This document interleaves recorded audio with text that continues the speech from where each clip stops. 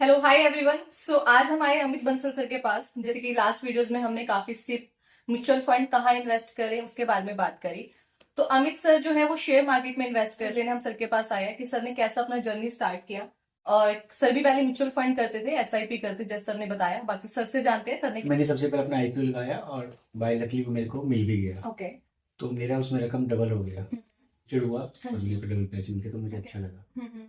फिर मैं tax saving करने के लिए जो पैसे लगाता था एफडी में 5 इयर्स की या 7 इयर्स की गवर्नमेंट्स के होते थे, तो उनसे अच्छा मुझे लगा म्यूचुअल फंड्स ELSS। बिल्कुल। उसमें क्योंकि 3 साल का पीरियड टैक्स सेविंग के लिए आपने टैक्स किया सेविंग होगा। के लिए मैंने ELSS में लगाया, जिसमें मैंने 3 से 5 साल बाद देखा कि मुझे इसमें बहुत अच्छा रिटर्न आ रहा है। ओके। तो मैंने अपनी मैक्सिमम इन्वेस्टमेंट सारी की सारी म्यूचुअल फंड में शुरू अच्छा, कर जो आपने स्टार्टिंग किया था वो म्यूचुअल फंड से आपने स्टार्ट किया हाँ। था बेसिकली। पर तब मेरे को इतना आइडिया नहीं था। Okay. मेरे को आइडिया सिर्फ ये था कि चलो 3 साल में मेरे को पैसा वापस मिल जाएगा और साथ में टैक्स सेविंग हो तो जाएगी। सैलरीड पर्सन थे उस टाइम आप? मैं सैलरीड पर्सन अच्छा, था। ओके। तो बट मैंने देखा कि मेरे को 3 साल में पैसा भी आ गया और बहुत अच्छी रिटर्न भी आ गई। जैसे उसमें मार्केट में 7 या 8% मिलता था गवर्नमेंट का, जी जी जी। उसमें मुझे 16, 17, 18%, 20% की ऐसे रिटर्न आई।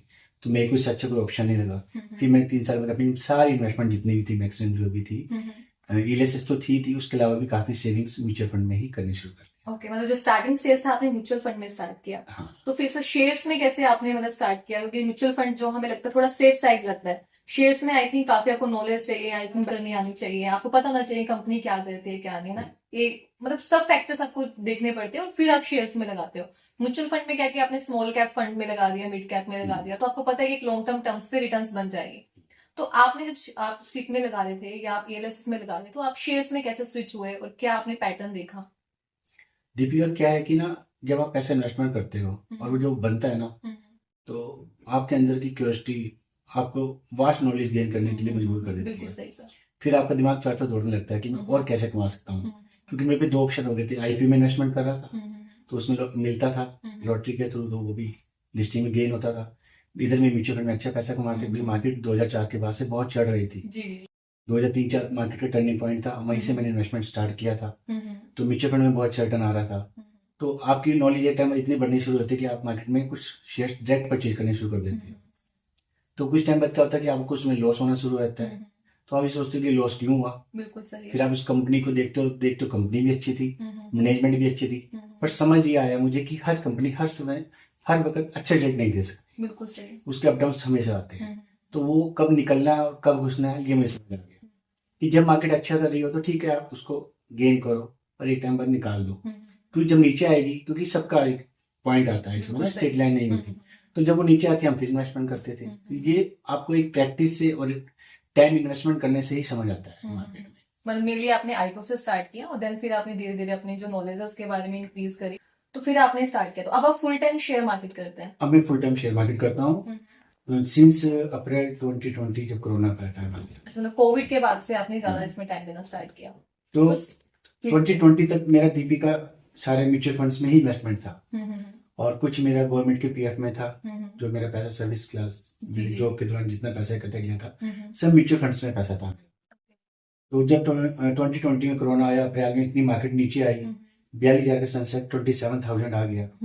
तो जैसा मेरा पास्ट एक्सपीरियंस था, मैंने अपना सारा पैसा म्यूचुअल फंड से और गवर्नमेंट में जहाँ भी मेरी इन्वेस्टमेंट थी पीपीएफ में निकाल करके मैंने डायरेक्ट सारा शेयर मार्केट में लगाया। तो आप क्या एडवाइस करो सर, म्यूचुअल फंड ज्यादा सेफ? अगर मैं मान लो एक सैलरीड पर्सन हूँ, मेरे पास इतना टाइम नहीं है कि मैं शेयर्स मार्केट देखती रहूँ, अप डाउन देखती रहूँ, है ना इंटरडे मेरे पास लगाने का टाइम है, तो मुझे क्या म्यूचुअल फंड लगाना मेरे लिए सही रहेगा उस टाइम पे, उस सिनेरियो पे, या मुझे शेयर्स की तरफ भी थोड़ा सा इन्वेस्ट करना चाहिए?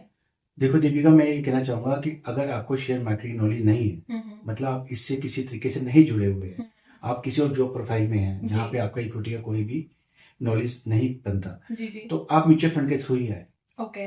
और आज की डेट में तो म्यूचुअल फंड में हर तरह के आपको डिफरेंट डिवर्सिफाइड म्यूचुअल फंड्स मिल जाएंगे आपको। चाहे आप गोल्ड से रिलेटेड ले लो, चाहे आप किसी मेटल से रिलेटेड ले लो, कॉमोडिटी से रिलेटेड ले लो, डिफरेंट कैप्स होते हैं, mid cap, small cap, large cap, उनसे रिलेटेड ले लो।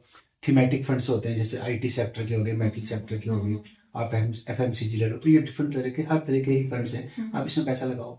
और बल्कि पिछले 3 से 5 साल में मैंने देखा म्यूचुअल फंड बहुत अच्छा रिटर्न दे रहे हैं। आईपीओ लेते टाइम हम उसमें क्या देखें, क्या फीचर्स होने चाहिए आईपीओ में? आईपीओ तो आप देख रहे हो कि आजकल हर कंपनीज के आईपीओ आ रहे हैं, है ना। तो क्या पता कि वो नेगेटिव खुलेगा पॉजिटिव खुलेगा, क्या फीचर्स उसमें होने चाहिए? देखो आईपीओ का ये डिपेंड नहीं करता, इससे कोई फर्क नहीं पड़ता कि वो अच्छा खुलेगा तो वो कंपनी अच्छी होगी, जी। या वो आईपीओ अच्छा नहीं खुला, अच्छा रेट नहीं दिया तो वो कंपनी बेकार होगी। बिल्कुल सही। कंपनी की वैल्यूएशंस, पास्ट उसका अर्निंग ग्रोथ और उसकी मैनेजमेंट ही सब कुछ होती है ना। और उसका जो उसका प्रोडक्ट है वो मार्केट में कैसा सिनेरियो रखता है, मतलब आने टाइम में चलेगा, जैसे आर्किटेक्ट में यूएस कंपनीज हो गई है ना, तो जुड़ने अब मान लो अभी हम डिस्कस कर सकते हैं, थोड़ा सा मान लो स्विगी है ना, स्विगी का आईपीओ था, वो मेरे ख्याल से 5% 10% ऊपर भी खुला, अच्छा नहीं था, ठीक है, तो आज की डेट में बल्कि अब 40% ऊपर है। तो स्विगी का लिस्टिंग होना या जोमेटो का लिस्टिंग होना और नीचे आना, उसके बाद चढ़ने से वो कंपनी खराब नहीं होती। ये कंपनियों का इतना अच्छा होल्ड है आज की डेट में, हर सिटी में, पूरी कंट्री में इनका इसमें नेटवर्क फैला हुआ है कि कुछ भी लॉन्च करके एक दिन में प्रॉफिट बना सकते हैं, है ना। इनकी more than 10 lakh per day के ट्रांजेक्शन होती है। जी जी। अगर इसमें 2 रुपए या 5 रुपए भी कोई फीस जोड़ दे तो आप सोचो कितना वास्ट प्रॉफिट बन सकता है। तो ये न्यूएस कंपनी है, तो ये नहीं कि इनका लिस्टिंग गेन नहीं हुआ तो ये कंपनी मतलब जो भी इनोवेशन नया हो न्यू इनोवेशन है, न्यू इनोवेशन डिजिटल कंपनीज हैं, आने वाले टाइम में हमको इनकी डिमांड होगी, आने वाले टाइम में न्यू कुछ उनको चाहता है, जैसे आपकी ओला हो गई, ओयो हो गई, होटल्स को लेकर के ये चीजें आपकी है ना। जैसे हम अभी कैब बुक करते हैं, अभी हम ऑफ कैमरा बात करते हैं कि जो इंडिया के ग्रोथ में जो भी आपको लगता है कि हेल्प कर सकती है कंपनीज, मतलब आपको लगता है आने वाली चीज में डिमांड बढ़ सकती है, डिमांड बढ़ेगी, जैसे तो उस कंपनीज में लगाना है बिल्कुल, जैसे सेमीकंडक्टर की इतनी डिमांड है, डिजिटल युग हो रहा है, आप एआई कह सकते हो, आपके आज बैंकिंग में, शेयर मार्केट में, हर चीज में आप देखो एआई का वो आ चुका है, तो ये डिजिटल युग हो गया। तो ऐसी कंपनी जितनी है इनको आप देख के, अगर उसमें उनकी मैनेजमेंट को देखते हो, उनके प्रॉफिटेबिलिटी और ग्रोथ को देखते हैं कि पिछले 5 साल से क्या है, आप पैसा लगाएंगे तो नेचुरल पैसा आपको बनेगा। फॉर द टाइम बिंग ये होता है कि वो कम ज्यादा हो, और आप लॉन्ग टर्म में देखोगे 2 3 5 साल में बहुत अच्छा गेम है। ओके, तो आप मेनली कह रहे हैं कि आईपीओ से अलग अगर आप किसी शेयर्स में भी इन्वेस्ट कर रहे हैं तो मेनली आप देखें वो कंपनी काम क्या करती है, मैनेजमेंट कैसी है, सेकंड उसकी पास्ट ग्रोथ कैसी है, रेवेन्यू ग्रोथ कैसी है, प्रॉफिट मार्जिन कैसे है, उस पर डेब्ट का कितना बर्डन है, ये सब चीजें। पर सर क्या ये भी डिपेंड करता है कि प्रमोटर्स का कितना पैसा, क्योंकि अगर आप मेरी कंपनी है, अगर मैंने खुद का पैसा नहीं उसमें लगाया हुआ और मैं लोगों का पैसा डाल रही हूँ तो कहीं ना कहीं इसमें जोल हो सकता है। दीपिका, प्रमोटर होल्डिंग बहुत मायने रखती है, बट कुछ कंपनी ऐसी हैं जिसमें प्रमोटर्स पूरे बाहर हो चुके हैं, एफआईडीआई और पब्लिक ने उनकी होल्डिंग ले रखी है और वो बहुत अच्छा, पहले से अच्छा ग्रोथ कर रही है, तो डिपेंड करता है।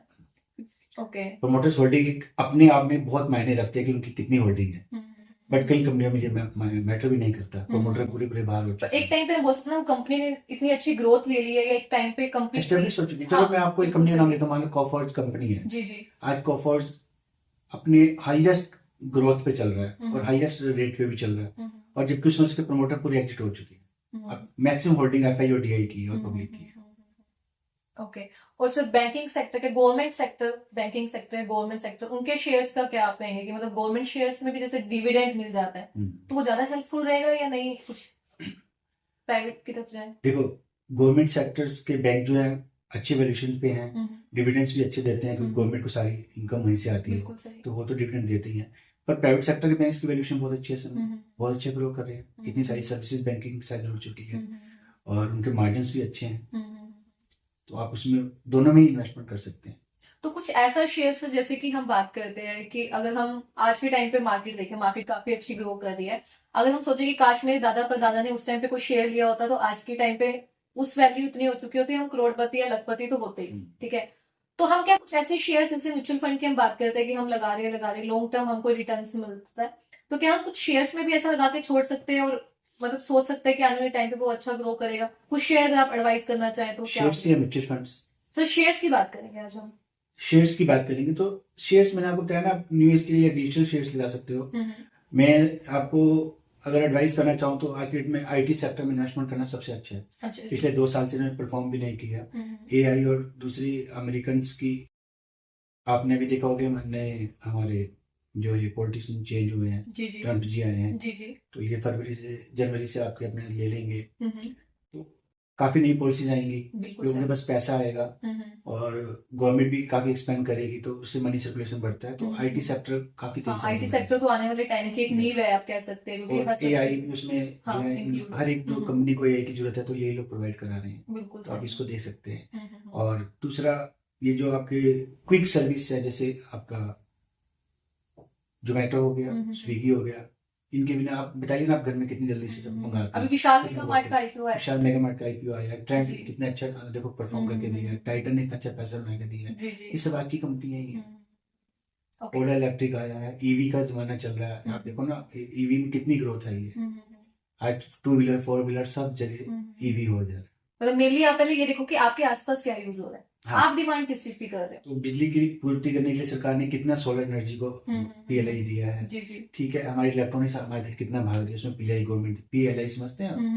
नहीं आप बताइए थोड़ा। Product link incentive. ओके। तो गवर्नमेंट कहती है कि आप मान लो हमारे यहाँ इलेक्ट्रॉनिक्स की मार्केट डाउन थी, सब बाहर से आता था, ठीक है। तो गवर्नमेंट चाहती है मेड इन इंडिया को प्रमोट किया गया। जी जी। उसके लिए गवर्नमेंट ने पीएलआई स्कीम्स निकाली है अच्छा जी। कि आप अगर किसी नए प्रोडक्ट को बनाते हैं और उसकी इतनी प्रोडक्शन मिनिमम करते हैं तो उससे रिलेटेड आपको इंसेंटिव दिया जाएगा, ओके। जो डायरेक्ट आपको बेनिफिट देता है।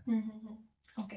सो ये तो हमने बात करी शेयर्स की, जो एक तो सर मैं आपसे जानना चाहूंगी, जब मैं बिगनर्स है कोई जो फर्स्ट टाइम शेयर्स में इन्वेस्ट करना चाहता है, तो अब पहले बात है कि आपको डीमेट अकाउंट ओपन करना पड़ेगा, राइट? तो डीमेट अकाउंट में क्या क्या चीजें देखनी चाहिए? अब ज़ीरोधा है, ग्रो ऐप है, आईसीआई है, कोटक है, एचडीएफसी है, काफी तरह के आपको मार्केट में डीमेट अकाउंट्स दिख जाएंगे, एंजल ब्रोकर है आई थिंक। तो आप क्या कहते हैं कि डीमेट्स में क्या फीचर्स होने चाहिए बिगनर्स के लिए? हम बड़े स्केल पे बात नहीं कर रहे हैं, छोटे स्केल पे जो स्टार्टिंग स्टेज है, तो उस टाइम पे क्या देखना चाहिए डीमेट अकाउंट में, क्या क्या फीचर्स होने चाहिए?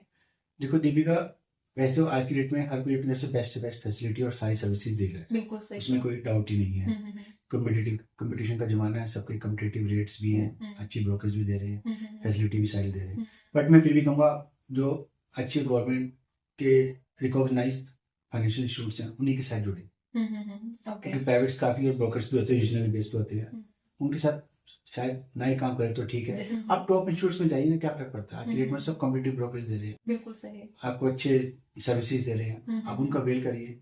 बल्कि आप जितने बड़े ग्रुप से जुड़ेंगे तो आपको उतना ही बास्ट सर्कल हो जाएगा। आप खाली इंडिया में नहीं है, फॉरेन में उसमें डायरेक्ट इन्वेस्ट कर सकते हैं, उसी पोर्टफोलियो थ्रू आप आईपी इन्वेस्टमेंट कर सकते हैं, उसी के थ्रू आप मेटल सिल्वर गोल्ड के ईटीएफ्स ले सकते हैं, डायरेक्ट म्यूचुअल फंड्स ले सकते हैं। आपके पास कंप्लीट फाइनेंशियल इन्वेस्टमेंट का एक पोर्टफोलियो बन जाता है।